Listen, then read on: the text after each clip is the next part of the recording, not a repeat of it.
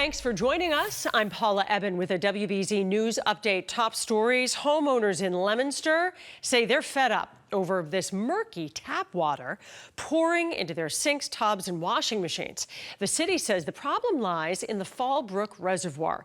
Excess rain this summer has led to high levels of manganese, a chemical that can cause this discoloration. Officials are trying to filter the water through a plant to flush it out.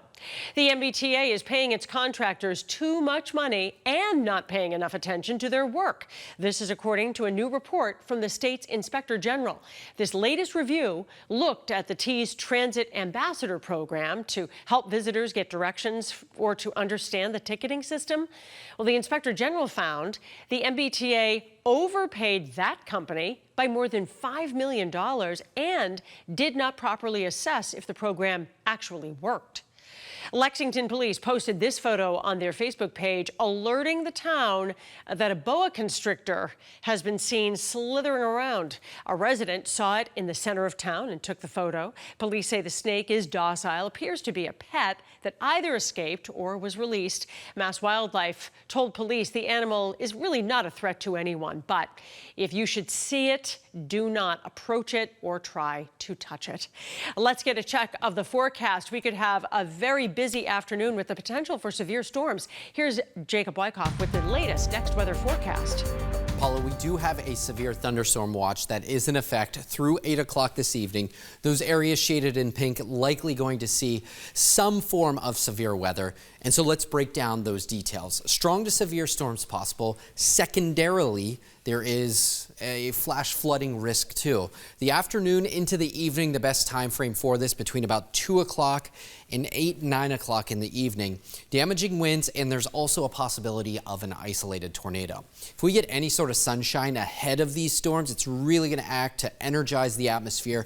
And if we can get some of these cells to get ahead of the line, we'll have to watch those cells very, very closely. Notice that line pushing closer to us by the time we get to 4, 5, 6 o'clock. Again, associated with strong straight line winds, the potential for that spin up tornado, and eventually this will exit the area heading into tonight. I think overall, most of us will feel the impacts through the flash flooding risk. Our ground is just so saturated, we can't pick up another raindrop without causing issues. We're going to pick up another 1 to 2 inches in parts of the area that pick up the heaviest of the thunderstorms. So because of that, there is a flood watch in effect through this evening for pretty much all of southern New England, stretching all the way into parts of northern New England too. So again, the highest risk from heavy downpours, but there is the potential for some small hail, some gusty winds, and even that tornado risk.